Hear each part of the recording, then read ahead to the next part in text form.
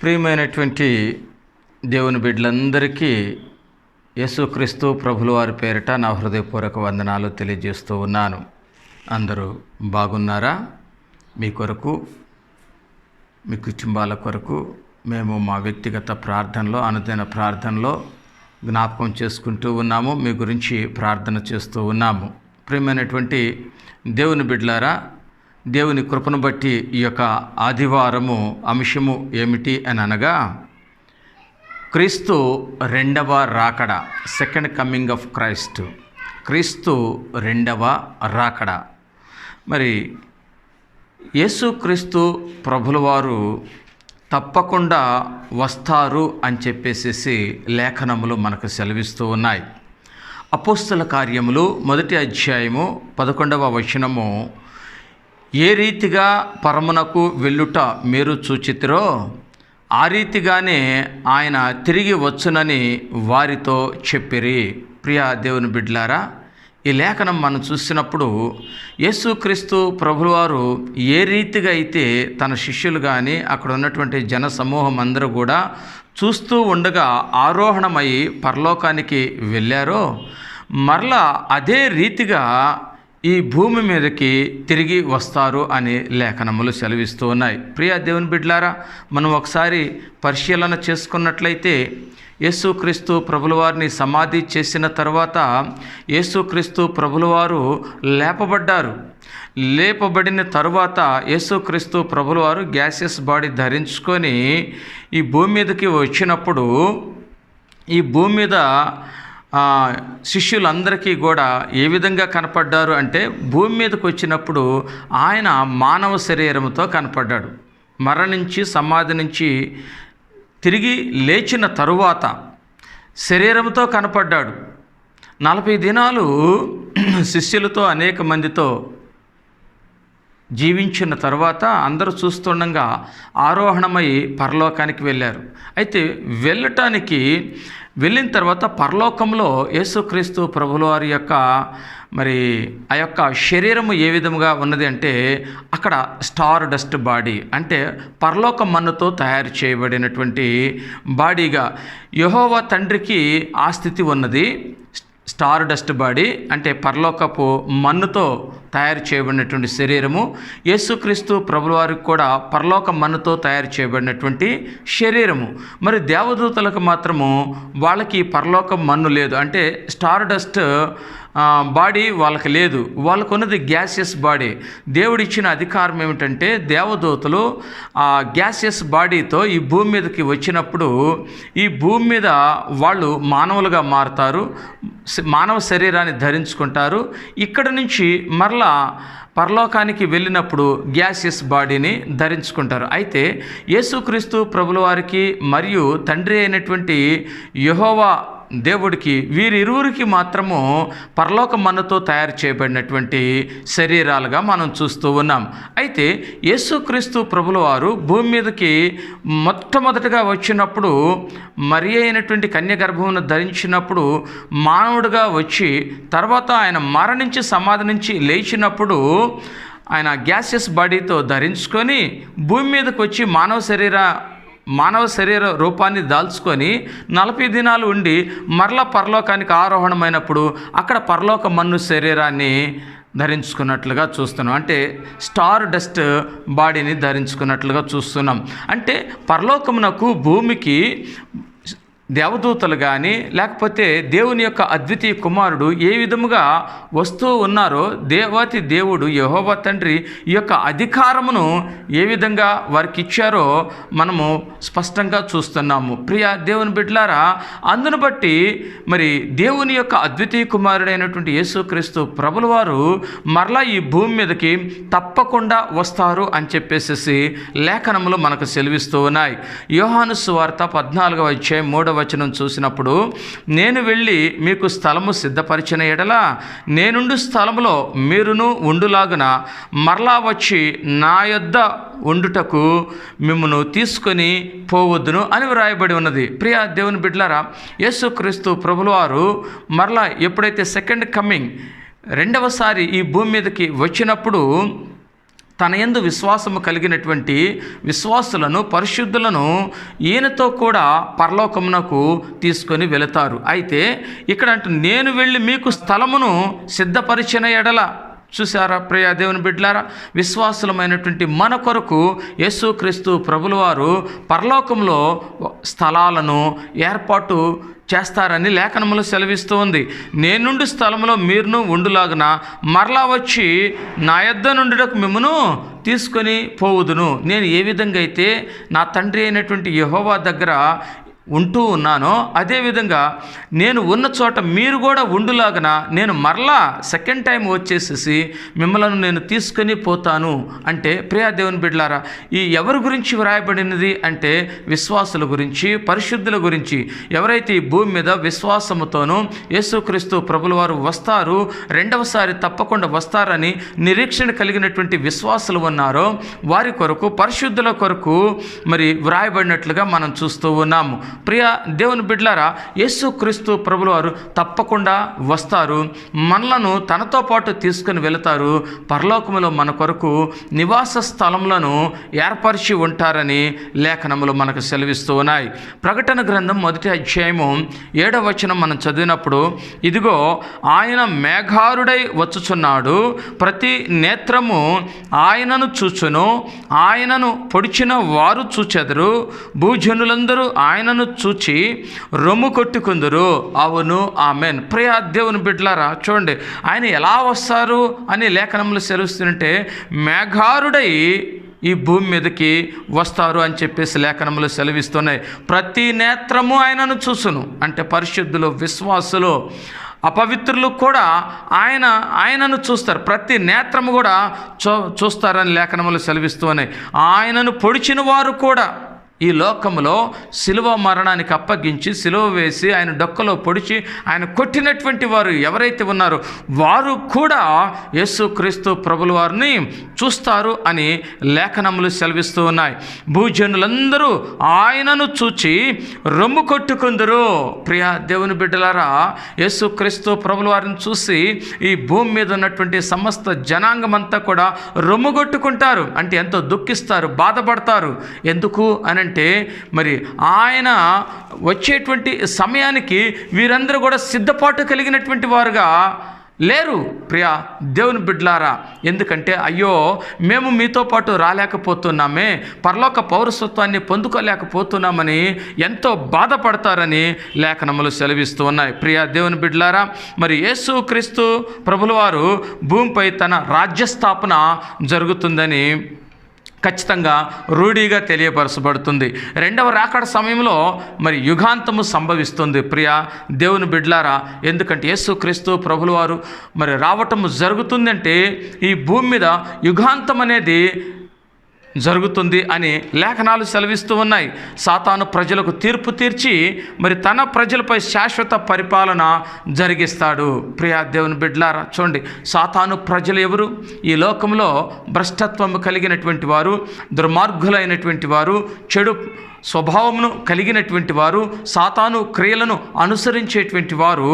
ఈ సాతాను ప్రజలందరికీ కూడా యేసుక్రీస్తు ప్రభుల వారు తీర్పు తీర్చి ఈ భూమి మీద యేసుక్రీస్తు ప్రభుల వారు శాశ్వత పరిపాలన జరిగిస్తాడని లేఖనాలు మనకు సెలవిస్తూ ఉన్నాయి. ప్రియ దేవుని బిడ్డలారా, హెబ్రీయులకు రాసినటువంటి పత్రిక 9వ అధ్యాయం 28వ వచనం చూసినప్పుడు, అలాగుననే క్రీస్తు కూడా అనేకుల పాపములను భరించుటకు ఒక్కసారే అర్పించబడి తన కొరకు కనిపెట్టుకొని యుండు వారి రక్షణ నిమిత్తము పాపము లేకుండా రెండవసారి ప్రత్యక్షమగును. ప్రియ దేవుని బిడ్డలారా, చూడండి యేసుక్రీస్తు ప్రభుల వారు మొట్టమొదటిగా కన్య అయినటువంటి మేరీ గర్భమున పరిశుద్ధముగా ఆయన ఈ భూమి మీదకి వచ్చి ఉన్నారు.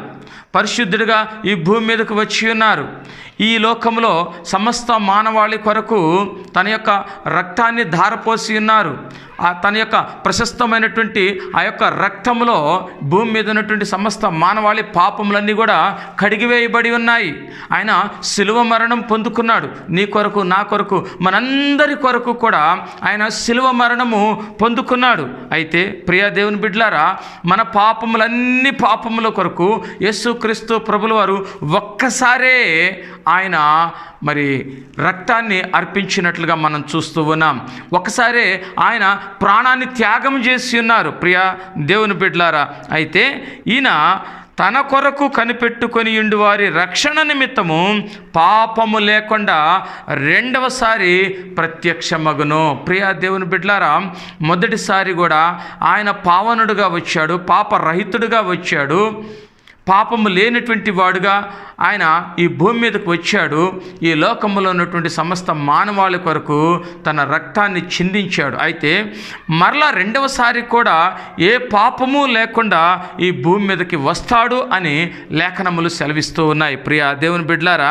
అయితే ఆయన ఏ విధముగా మరలా వస్తాడు అని మనకి లేఖనములు సెలవిస్తున్నాయి అని అంటే, తెస్సలోనికీయులకు రాసినటువంటి మొదటి పత్రిక 5వ అధ్యాయము 2వ వచనాన్ని మనం చదివినప్పుడు, రాత్రి వేళ దొంగ ఎలాగూ వచ్చునో అలాగే ప్రభువు దినము వచ్చునని మీకు బాగుగా తెలియను. ప్రియ దేవుని బిడ్డలారా, చూడండి, దొంగ ఏ విధంగా వస్తాడు, దొంగ ఏ సమయంలో వస్తాడో ఎవరికీ తెలియదు. ఒకవేళ పలానా సమయానికి వస్తాడు, మా ఇంట్లో దొంగ పడతాడు అని అనుకుంటే మనం ఏం చేస్తాము? ఆ సమయానికి అన్నీ సర్దుకుంటాం దొంగ చేతికి చిక్కకుండా. అయితే దొంగ ఏ సమయంలో వస్తాడో తెలియదు, వచ్చినప్పుడు అన్నీ దోసుకొని పోతాడు. అయితే ఆ ప్రకారంగా అంటే యేసుక్రీస్తు ప్రభుల వారు వచ్చేటువంటి సమయం మనకు తెలియదు. ఆ సమయానికి అన్నీ సర్దుకొని ఉండాలి. అంటే అర్థం ఏమిటి అంటే, ఈ లోకములో మానవుడు ప్రతి పాపము నుంచి ఆయన విముక్తుడై ఉండాలి. ఏ పాపము చేయకుండా చేసినటువంటి పాపములను ఒప్పుకొని బాప్తిజం తీసుకొని యేసుక్రీస్తు ప్రభుల వారి మరి రక్తములో ఉదక స్నానము చేయబడి తెల్లని వస్త్రములుగా ఆయన పావనుడుగాను రక్షణ పొందినటువంటి విశ్వాసిగా భూమి మీద సిద్ధపాటు కలిగి ఉండాలి. ఆయన వచ్చినప్పుడు నిన్ను నన్ను కొనిపోబడేటప్పటికి మనము మరి రక్షణలో ఉన్నటువంటి వారముగా ఉండాలి. ఆయన ఎప్పుడు వస్తాడో తెలియదు కాబట్టి మనము జాగ్రత్త కలిగి ఉండాలి అని లేఖనములు సెలవిస్తూ ఉన్నాయి. ప్రభువు వచ్చు దినము అనిశ్చితంగా ఉంటుంది. ప్రియ దేవుని బిడ్డలారా, అంటే అర్థం ఏమిటంటే, ఆయన వచ్చే దినమును ఎవ్వరికీ తెలియదు. ఎప్పుడు వస్తారు అనేది ఎవరికీ తెలియదు. దానికి ఒక దినమందు నిర్ణయించుట సాధ్యము కాదని మనకి లేఖనాలు సెలవిస్తూ ఉన్నాయి. ప్రియ దేవుని బిడ్డలారా, జ్ఞాపకం ఉంచుకోవాలి, యేసుక్రీస్తు ప్రభుల వారి యొక్క రాకడ సమయము ఎప్పుడు అనేది ఎవరికీ కూడా తెలియదు అని లేఖనాలు స్పష్టంగా తెలియజేస్తున్నాయి. ప్రియ దేవుని బిడ్డలారా, లూకా సువార్త 17వ అధ్యాయము 26వ వచనం నుంచి 30వ వచనం దాకా మనం చూసినప్పుడు, నోవాహు దినముల్లో జరిగినట్టు మనుష్య కుమారుని దినముల్లో జరుగును. ప్రియ దేవుని బిడ్డలారా, ఆనాడు నోవాహు దినములో ప్రజలంతా ఏ విధంగా ఉన్నారు? తినుము, తాగుము, సుఖించుము, పెండ్లు చేసుకోవటం, వ్యభిచారం చేయటం, దొంగతనం చేయటం, ఇష్టానుసారంగా ప్రవర్తించినటువంటి ఆ యొక్క ప్రజల యొక్క స్థితి, వారి యొక్క గతి ఏమై ఉన్నది? దేవుని యొక్క ఉగ్రత నోవాహు దినముల్లో ఆ ప్రజల మీదకి వచ్చినప్పుడు జలప్రళయంలో వాళ్ళందరూ కూడా కొట్టుకుపోయారు. జలప్రళయంలో అందరూ కూడా మరణించారు. అయితే నీతిమంతుడైనటువంటి నోవాహు మరి 7 కూడా బ్రతికినట్లుగా దేవుడు వారిని బ్రతికించినట్లుగా మనం చూస్తూ ఉన్నాం. ప్రియ దేవుని బిడ్డలారా, చూడండి, నోవాహు ఓడలోనికి వెళ్ళిన దినము వరకు జనులు తినుచు త్రాగుచు పెండ్లాడుచు పెండ్లికి ఇయ్యబడుచు నుండి అంతలో జలప్రళయము వచ్చి వారందరినీ నాశనము చేశాను. అదేవిధంగా లోతు దినముల్లో చూసినప్పుడు లోతు దినముల్లో జరిగినట్టు జరుగుతుందని లేఖనాలు సెలవిస్తున్నాయి.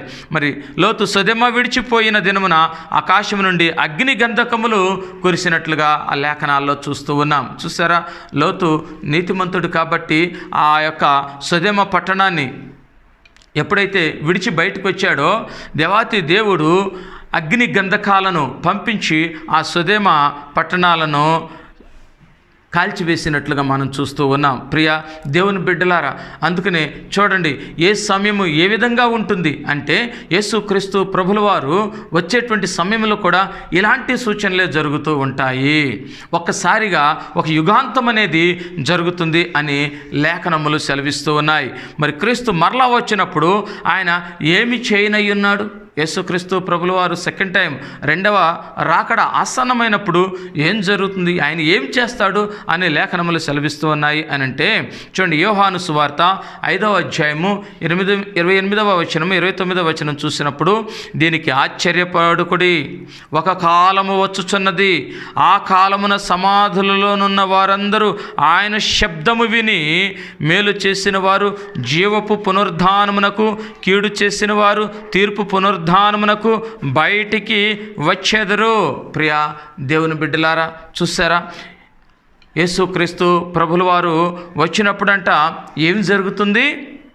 మేలు చేసిన వారేమో జీవపు పునరుద్ధానానికి వెళతారు, కీడు చేసిన వారేమో తీర్పు పునరుద్ధానానికి వెళతారు. అంటే వీరందరూ కూడా, అంటే ఈ లోకంలో పరిశుద్ధులు కానీ మరి పాపము చేసినటువంటి వారు కానీ అందరూ కూడా సమాధుల్లో నుంచి బయటికి లేపబడతారు.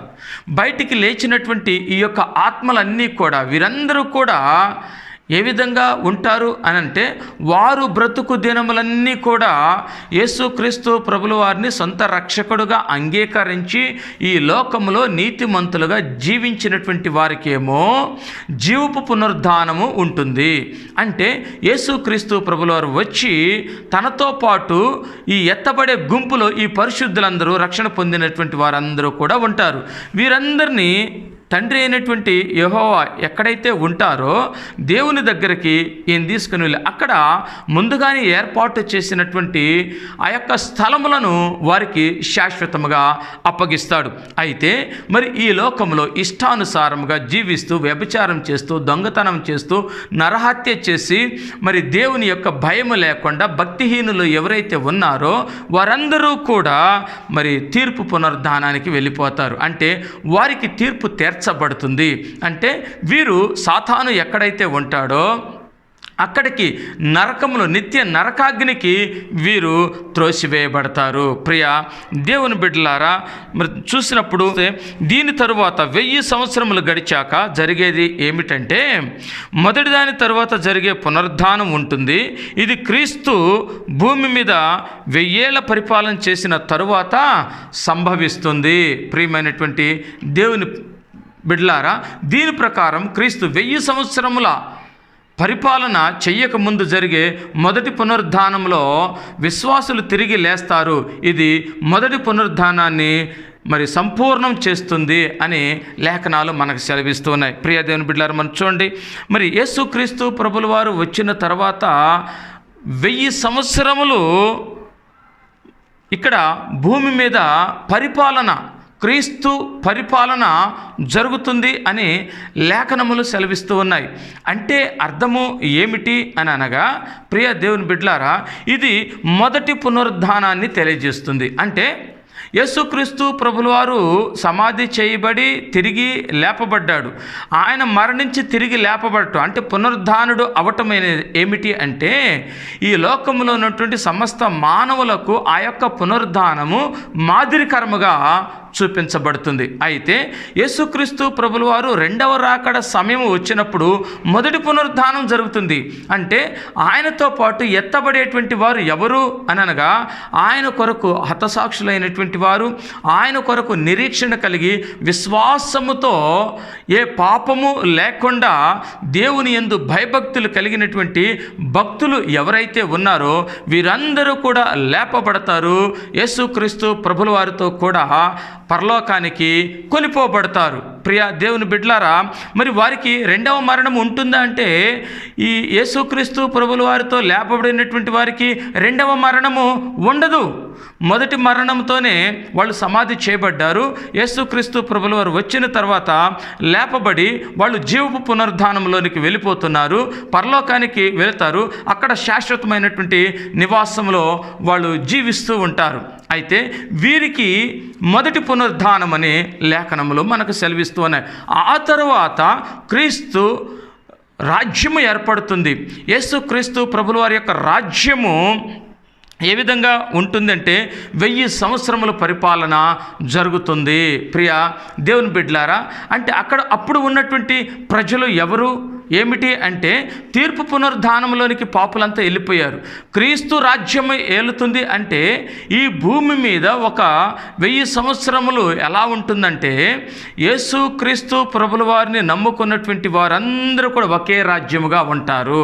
అంటే ఇప్పుడు చూడండి, మనకి రాష్ట్రాలన్నీ డివైడ్ అవుతున్నప్పటికీ కూడా ఒకే ఆధార్ కార్డుతో ఏ విధంగా అయితే ఒకే దేశం కింద ఉంటామో ఆ విధంగా డివిజన్స్ ప్రకారంగా విభజించబడినప్పటికీ కూడా ఆ సమయంలో ఎలా ఉంటారంటే ఒకే నంబర్ కింద క్రీస్తు పరిపాలన ప్రపంచవ్యాప్తంగా జరుగుతూ ఉంటుంది.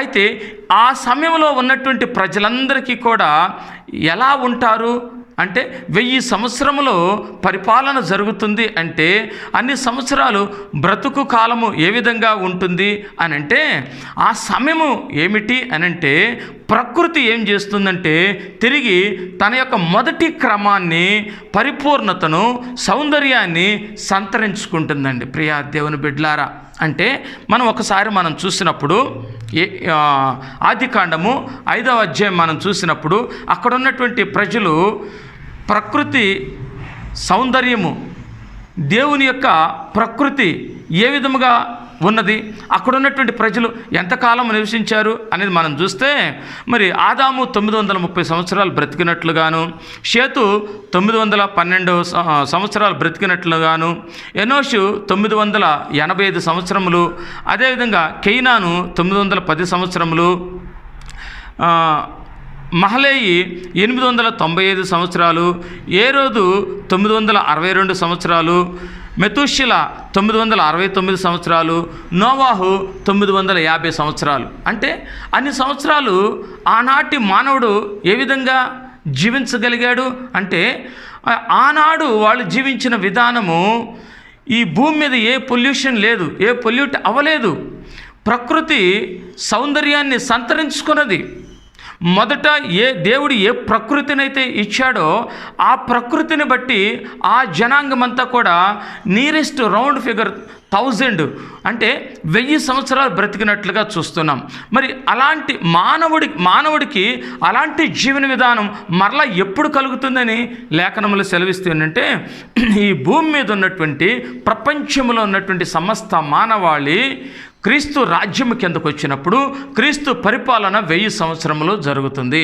అంటే అప్పుడు ఈ భూమి మొదట ఏ విధంగా దేవుడు సృజించినప్పుడు భూమి ఏ విధంగా అయితే మరి ఉన్నదో అలాంటి సౌందర్యము, అలాంటి పరిపూర్ణత, ఆ యొక్క క్రమము తిరిగి మళ్ళీ ఉంటుంది. కాబట్టి భూమి మీద ఉన్నటువంటి మానవుడికి కూడా అంత అధిక ఆయుష్ని ఈ భూమి మీద దేవుడు అనుగ్రహిస్తాడని లేఖనములు సెలవిస్తూ ఉన్నాయి. ప్రియమైనటువంటి దేవుని బిడ్డలారా, మత్తయి సువార్త 13వ అధ్యాయము 41వ వచనం 42వ వచనం చూసినప్పుడు మనుష్య కుమారుడు తన దూతలను పంపును, వారాయన రాజ్యములో నుండి ఆటంకములకు సకలమైన వాటిని దుర్నీతిపరులను సమకూర్చి అగ్నిగుండములో పడవేయుదురు, అక్కడ ఏడుపును పండ్లు కొరుకుటయును ఉండును. ప్రియా దేవుని బిడ్డలారా చూడండి, మనుష్య కుమారుడు తన దూతలను పంపును. ప్రియా దేవుని బిడ్డలారా, ఎవరి మనుష్య కుమారుడు అంటే యేసుక్రీస్తు ప్రభుల వారు తన దూతలను పంపిస్తాడు. ఈ దూతలు వచ్చినప్పుడు వారాయన రాజ్యములో నుండి ఆటంకములకు సకలమైన వాటిని దుర్నీతి పరులను సమకూర్చి అగ్నిగుండములో పడవేయుదురు.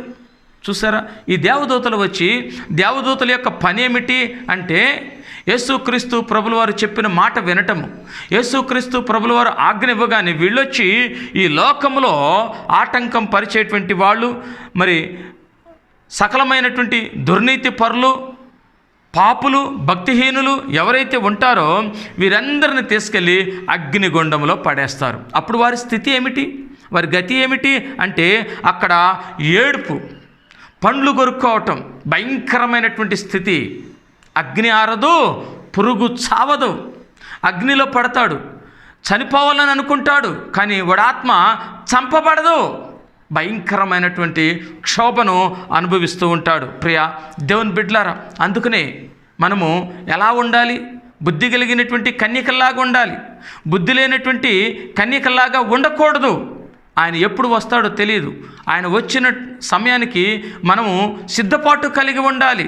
బుద్ధి కలిగినటువంటి కన్యకల్లాగా మనం ఉండగలిగినట్లయితే ఖచ్చితంగా మనము నిత్యరాజ్యంలో నివాసములను కలిగి ఉంటాము. లేని ఎడల బుద్ధి లేని కన్యకల్లాగా ఉన్నట్లయితే మనము నిత్య నరకాగ్నికి త్రోసివేయబడతాము. ప్రియా దేవుని బిడ్డలారా, అయితే ఆయన మరలా వచ్చునని నిరీక్షణను కలిగి ఉన్న మనము మరి ఏం చెయ్యాలి? చూసారా, మనం ఏం చేయాలి? ఆయన ఖచ్చితంగా వస్తాడు. మొదటిసారి వచ్చాడు, రెండవసారి కూడా ఆయన వస్తాడు. వచ్చినప్పుడు ఏం జరుగుతుందో లేఖనములు సెలవిచ్చినాయి. ఈ లోకంలో ఉన్నటువంటి పాపుల యొక్క స్థితి, వారి యొక్క గతి ఏ విధంగా ఉంటుందో లేఖనాలు స్పష్టంగా మనకు తెలియజేస్తున్నాయి. మరి ఇది తెలిసినటువంటి నీవు ఏం చేయాలి? ఏ విధమైనటువంటి నిరీక్షణ కలిగి ఉండాలి? ప్రస్తుత పరిస్థితిలో నీవు ఏ విధంగా నీ యొక్క జీవన విధానము ఉండాలి అని అంటే, ప్రియా దేవుని బిడ్డలారా, తెస్సలోనికీయులకు రాసినటువంటి మొదటి పత్రిక 5వ అధ్యాయం 6వ వచనము, మనము నిద్రపోక మత్తులమై ఉండక మెలకువగా ఉండవలెను. ఎలా ఉండాలంట? నిద్రపోకూడదు. దేవుడు ఎప్పుడు వస్తాడో తెలియదు. ఆయన కుమారుడు, అద్వితీయ కుమారుడు యేసుక్రీస్తు ప్రభులవారు, ఆయన ఈ భూమి మీదకి ఎప్పుడు వచ్చేది తెలియదు, ఎవరికీ తెలియదు.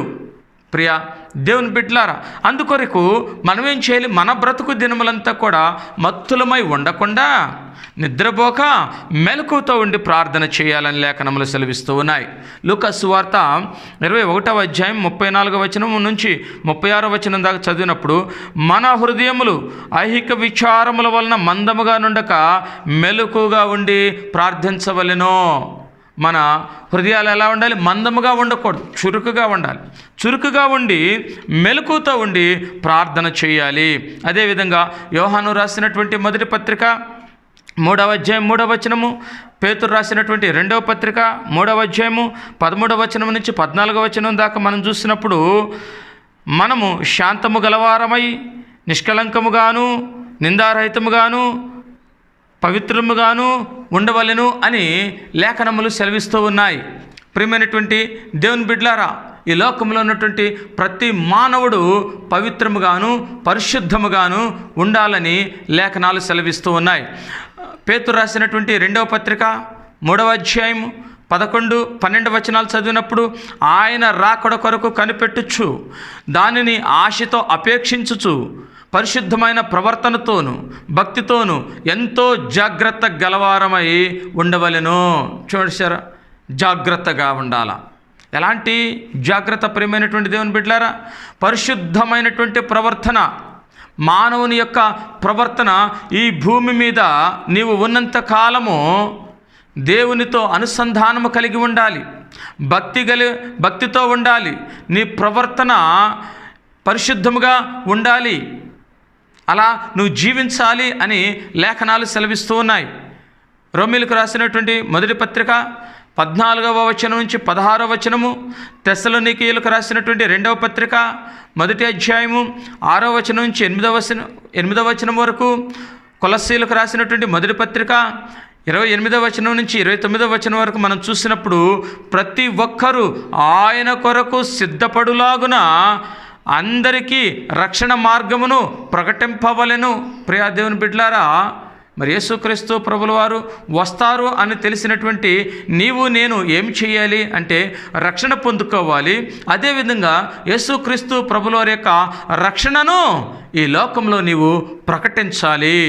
తీతు 2వ అధ్యాయము 11వ వచనం నుంచి 13వ వచనం వరకు, తెస్సలోనికీయులకు రాసినటువంటి మొదటి పత్రిక 5వ అధ్యాయము 9వ వచనం నుంచి 10వ వచనం వరకు, ప్రకటన గ్రంథము 22వ అధ్యాయము 20వ వచనం మనం చూసినప్పుడు, మనము ఈ లోకమునందు భక్తితోనూ నీతితోనూ బ్రతకవలెను. చూసారా ప్రియ దేవుని బిడ్డలారా, ఈ లోకంలో మనము భక్తితో ఉండాలి, నీతి కలిగి ఉండాలి. ఈ లోకంలో ఉన్నటువంటి సమస్త దుర్నీతి నుండి మనము బయటికి రావాలా. పాపము చేయక నిందారహితులముగా ఉండి నిష్కళంకముగా నిష్కపటముగా పరిశుద్ధులుగా పరిశుద్ధమైనటువంటి పవిత్రమైనటువంటి జీవితాన్ని ఈ భూమి మీద నీవు జీవించాలి. పవిత్రమైనటువంటి జీవితమును గడుపుతూ యేసుక్రీస్తు ప్రభుల వారి యొక్క 2వ రాకడ కొరకు నిరీక్షణ కలిగి ఎదురు చూస్తూ ఉండాలి. ఆయన ఎప్పుడు వచ్చేది తెలియదు కాబట్టి ఆయన వచ్చినప్పుడు మాత్రము ఖచ్చితంగా పరిశుద్ధులను పవిత్రులను ఆయన ఎత్తబడే గుంపులో ఉంచుతాడు. వారి కొరకు పరలోకంలో శాశ్వత నివాసములను ఏర్పాటు చేశాడు. ప్రియ దేవుని బిడ్డలారా, మనం ఈ లోకంలో ఏం చేస్తూ ఉన్నాము? ఈ లోకంలో భూములు సంపాదించుకోవటానికి, బిల్డింగులు కట్టుకోవటానికి మానవుడు ఎంతో శ్రమ పడుతూ తన జీవిత కాలంలో 90% టైంను ఈ భూమి మీద సంపాదించటానికి, తన కొరకు ఏర్పాటు చేసుకోవటానికి ఎంతో ప్రయాసపడుతున్నాడు. మరి కాలాన్ని వృధా చేస్తూ ఉన్నాడు. ఇంత ప్రయాసపడి అతి తక్కువ టైము దేవునికి కేటాయించి ఎక్కువ టైము నువ్వు సంపాదించుకోవటానికి కేటాయిస్తూ ఉంటే, నువ్వు సంపాదించుకున్నటువంటి ఈ భూమి మీద ఉన్నటువంటి నీ స్థిర చర ఆస్తులన్నీ కూడా నీవు మరణించిన దినమున నీతో రావో. ఇవి ఏవి కూడా నీతో శాశ్వతముగా ఉండిపోవు.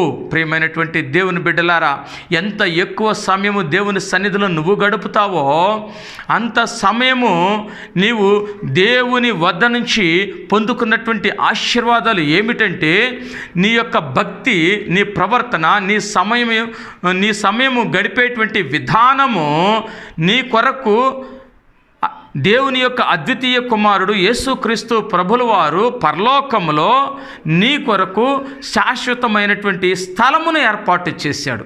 ఆ స్థలము కొరకు ప్రయాస కలిగి ఉండాలి. ఎందుకంటే ఈ లోకములో ఉన్నటువంటి స్థలాలు, బిల్డింగులు ఇవేమి కూడా శాశ్వతమైనటువంటివి కావు. అవి అశాశ్వతమైనటువంటివి. శాశ్వతమైనటువంటి నివాసముల కొరకు మనం ప్రయాస కలిగి ఉండాలి అంటే ఈ లోకంలో దేవుని కొరకు నీవు ఎక్కువ సమయమును వెచ్చించాలి.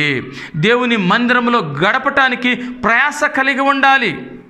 ప్రియ దేవుని బిడ్డలారా, మానవులు ఈ యొక్క రహస్యమును తెలుసుకోక ఆ శాశ్వతమైనటువంటి భూముల కొరకు, ఈ భూమి మీద ఉన్నటువంటి భూముల కొరకు, ఆ శాశ్వతమైనటువంటి బిల్డింగుల కొరకు, ఈ లోక సంపార్జన కొరకు తన యొక్క జీవితకాలం అంతా ప్రయాసపడుతూ సమయాన్ని వృధా చేసుకుంటూ మరణించిన దినమున ఇవి ఏమీ నీతో రాక వీటన్నిటిని విడిచిపెట్టి అక్కడికి వెళ్ళిన తర్వాత నీకు అక్కడ శాశ్వతమైనటువంటి స్థిర నివాసము లేక నీ పరిస్థితి ఏమిటి? ఎందుకంటే ఈ లోకములో నీవు గడిపినటువంటి సమయం అంతా కూడా ఈ లోకములో ఉన్నటువంటి ధనార్జన కోసమే నువ్వు గడిపావే తప్ప దేవుని యొక్క రాజ్యములో నివాసం కొరకు నువ్వు ఎప్పుడు కూడా దేవునికి సమయం నువ్వు కేటాయించలేదు.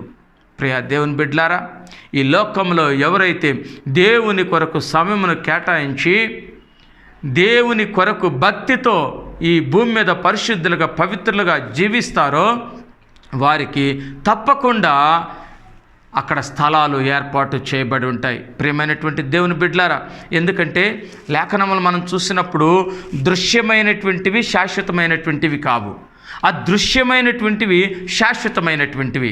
అంటే పరలోకమందున్నవి మనకు కనపడవు, కానీ అవి శాశ్వతమైనటువంటివి. మనం ఈ భూమి మీద సమస్తమును చూడగలుగుతూ ఉన్నాం.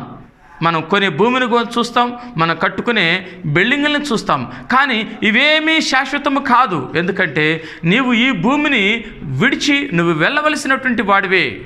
ప్రియ దేవుని బిడ్డలారా, నీ కంటికి కనపడేటువంటివి, నీకు దృశ్యమైనటువంటివి అవేమి నీకు శాశ్వతముగా ఉండవు. కానీ ఇప్పుడు నువ్వు చూడలేకపోతున్నావు. అందుకనే భక్తులు మనోనేత్రములతోనే వాటిని చూడగలుగుతారు. దేవుని యొక్క పరిశుద్ధతతోనే వాటిని చూడగలుగుతారు. ప్రియ దేవుని బిడ్డలారా, అవి ప్రస్తుత కాలమందు అదృశ్యమైనటువంటివి శాశ్వతమైనటువంటివి. ఈ భూమి మీద కనపడేటువంటి దృశ్యమైనటువంటివి అవి అశాశ్వతమైనటువంటివి, మనకి శాశ్వతంగా రావు. ప్రియ దేవుని బిడ్డలారా, ఈ యొక్క సత్యమును గమనించినటువంటి నేను ఏం చేయాలి? ఈ లోకంలో పరిశుద్ధత కొరకు, పవిత్రత కొరకు మనం ప్రయాసపడాల. పరలోకంలో శాశ్వతమైనటువంటి నివాసము కొరకు ప్రయాసపడాల. అందును బట్టి ఈ లోకములో ఉన్నప్పుడు మనము క్రీస్తులో రక్షణ పొందుకొని ఈ లోకములో భక్తులుగా, దేవునికి ఇష్టలుగా మనము జీవించాల. ప్రియమైనటువంటి దేవుని బిడ్డలారా, శాశ్వతమైనటువంటి పుర నివాసముల కొరకు నీవు ప్రయాస కలిగినట్లయితే దేవుని రాకడ సమయంలో ఎత్తబడే గుంపులో నీవు ఉంటావు. శాశ్వతమైనటువంటి నివాసాన్ని నువ్వు పొందుకుంటావు. అక్కడ నీకు జీవపు పునరుద్ధానము అంటే నీకు రెండవ మరణం అనేది ఉండనే ఉండదు. ఒకవేళ రెండవ మరణము ఉన్నటువంటి వారు ఎవరు అంటే వాళ్ళు పాపులండి. రెండవ మరణం అంటే నరకమే. అక్కడికి వెళ్ళిన తర్వాత ఇక పండ్లు కొరకటం, భయంకరమైనటువంటి శోధన, బాధ, అవి తట్టుకోలేనటువంటివి. చూసారా, వేటి కోసం నీ సమయాన్ని వెచ్చించాలి, వేటి కొరకు నువ్వు ప్రయాస కలిగి ఉండాలా. ప్రియ దేవుని బిడ్డలారా, ఇది మంచి తరుణము. ఆలోచించుము. దేవుని వైపు నువ్వు తిరిగినట్లయితే, ఇప్పుడే ఈ యొక్క బైబిల్ గ్రంథంలో ఉన్నటువంటి సత్యమును నువ్వు గ్రహించినట్లయితే, ఇక నుంచైనా నీ జీవితాన్ని యేసుక్రీస్తు ప్రభుల వారికి సజీవ యాగముగా సమర్పించుకొని ఈ నీలో ఉన్నటువంటి సమస్త పాపములను, సమస్త దుర్నీతిని విడిచిపెట్టి యేసుక్రీస్తు ప్రభుల వారిలో రక్షణ పొందుకొని పరిశుద్ధమైనటువంటి జీవితాన్ని గడుపుతూ పాపము లేనటువంటి వాడుగా నువ్వు జీవిస్తూ ఎక్కువ సమయము దేవునిలో నువ్వు గడుపుతూ నీ యొక్క సమయాన్ని క్రీస్తుకి అర్పించి క్రీస్తు యొక్క రక్షణను గురించి నువ్వు ప్రకటించటం ప్రారంభించినట్లయితే యేసుక్రీస్తు ప్రభుల వారి యొక్క రెండవ రాకడ సమయంలో నువ్వు ఎత్తబడే గుంపులో ఉంటావు. పరలోకములో యేసుక్రీస్తు ప్రభుల వారు ఎక్కడైతే ఉంటారో అక్కడ శాశ్వతమైనటువంటి నివాసమును నువ్వు పొందుకుంటావు. అలాంటి కృప ఈరోజు వింటూ ఉన్న ప్రియ దైవజనాంగమా, ప్రియ దేవుని బిడ్లారా, మీ అందరికీ దేవుడు నిండారు మెండారుగా దయచేయునుగాక. అలాంటి కృపను మీరు పొందుదురుగాక. ఆమేన్. ప్రార్థన చేసుకుందాం. స్తోత్రములు స్తోత్రములు స్తోత్రములు స్తోత్రములు. పరిశుద్ర మహోన్నత కృపగలమ గొప్ప దేవుడా, మీకు వందనాలు, స్తుతులు, స్తోత్రములు నాయన. అవును నా దేవా, ఈ లోకము శాశ్వతమైనటువంటిది కాదు తండ్రి. అశాశ్వతమైనటువంటి ఈ లోకములో మేము జీవిస్తూ ఉన్నాము దేవా. అయా ఇదిగో తండ్రి, మీరైతే నాయన తప్పక మరి వస్తారని, రెండవ రాకడ సంభవిస్తుందని, మీ రెండవ రాకడ సమయంలో యుగ సమాప్తి జరుగుతుందని మీ లేఖనములు సెలవిస్తూ ఉన్నాయి దేవా. అంత మాత్రమే కాదు నా తండ్రి, మరి మీరు వచ్చినప్పుడు ఈ లోకములో ఉన్నటువంటి మానవులకు నా తండ్రి నాయన మరి మొదటి పునరుద్ధానము జరుగుతుంది. మొదటి పునరుద్ధానములో ఎత్తబడే గుంపులో ఉన్నటువంటి వారికి శాశ్వతమైనటువంటి పునర్నివాసములు ఉంటాయని మీ లేఖనములు సెలవిస్తూ ఉన్నాయి. అంత మాత్రమే కాదు, ఈ భూమి మీద 1000 సంవత్సరముల మరి మీ అద్వితీయ కుమారుడు యేసుక్రీస్తు ప్రభువారి యొక్క రాజ్యము ఏర్పడుతుంది, అది స్థిరమైనటువంటిది అని మీ లేఖనములు సెలవిస్తూ ఉండగా, ఆ సమయంలో మీరు సృజించినటువంటి ఈ యొక్క భూమి తన యొక్క సౌందర్యమును, తన యొక్క క్రమమును సంతరించుకొని నాయన ఆనాటి ప్రజలంతా కూడా మొదట మరి నోవాహు కానీ ఆదాము కానీ వీరందరూ కూడా ఏ విధమైనటువంటి మరి 1000 సంవత్సరముల దాకా జీవించి ఉన్నారో, బ్రతికి ఉన్నారో అలాంటి మానవుని యొక్క జీవితకాలపు ఆయుష్ను మీరు పొడిగిస్తారని నా తండ్రి మీ లేఖనములు సెలవిస్తూ ఉండగా తండ్రి, అయా మీ ప్రియబిడ్డలమైనటువంటి మేము ఈ యొక్క మర్మములను, ఈ యొక్క సత్యములను గుర్తెరిగి మా హృదయంలో పదిలపరుచుకొని మీ రాకడ సమయము కొరకు నాయనా మేము వేచి ఉండటానికి, అంత మాత్రమే కాదు కానీ మేము మా పాపములను విడిచి సమస్తమైనటువంటి దుర్నీతి నుండి బయటికి వచ్చి పాపరహితులముగాను పరిశుద్ధులముగా మీ ప్రియ భక్తులముగా మేము ఈ లోకంలో ఉన్నంత వరకు మా సమయమును మీ కొరకు వెచ్చించి నా తండ్రి మీ కొరకు ప్రయాసపడుతూ మీ యొక్క రక్షణ సువార్తను ప్రకటించేటువంటి భాగ్యమును మాకు దయచేయండి దేవా. మీకు వందనాలు, స్తోత్రములు. ఎవరైతే నా తండ్రి ఈ యొక్క వాక్యము విని ఇప్పుడే వారు మారు మనస్సు పొందుకొని మీ వైపు తిరిగి ఉన్నారో వారందరినీ మీరు జ్ఞాపకం చేసుకోండి, వారిని స్థిరపరచండి, బలపరచండి, దీవించండి, ఆశీర్వదించండి దేవా. ఇది మొదలుకొని నా తండ్రి వారు మీ బిడ్డలుగా రక్షణ పొందినటువంటి వారుగా ఉండటానికి మీరు సహాయం చేయండి. వారి కొరకు శాశ్వతమైనటువంటి నివాసములు పరలోకమందు సిద్ధపరచండి దేవా. మీకు స్తోత్రములు నాయనా. ఈ సమయంలో మీ దాసుడు చేసినటువంటి ప్రార్థన మీ పాదాల చెంతకు సమర్పిస్తూ ఉండగా స్వీకరించి ప్రతిఫలాన్ని మాకును, అదేవిధంగా నాయన మీ ప్రియ బిడ్డలందరికీ యూట్యూబ్ ద్వారా నా తండ్రి ఈ యొక్క వాక్యము వింటున్నటువంటి మీ బిడ్డలందరినీ జ్ఞాపకం చేసుకొని దీవించి ఆశీర్వదించమని నజరేయుడైన యేసయ్య నామమున ప్రార్థించి వేడుకుంటున్నాము మా పరమ తండ్రి. ఆమేన్. ఆశీర్వాదపు ప్రార్థన. మన తండ్రి అయినటువంటి దేవుని ప్రేమ, ఆయన కుమారుడు మన ప్రభు అయిన యేసుక్రీస్తు కృప, పరిశుద్ధాత్మ అన్యోన్య సహవాసము సన్నిధి మనకును ఈ లోకంలో ఉన్నటువంటి సకల పరిశుద్ధులకు సదాకాలము తోడై ఉండి నడిపించునుగాక. ఆమేన్. ప్రియమైనటువంటి దేవుని బిడ్డలారా, మరొక మారు యేసుక్రీస్తు ప్రభుల వారి పేరట మీ అందరికీ వందనాలు తెలియజేస్తూ ఉన్నాను.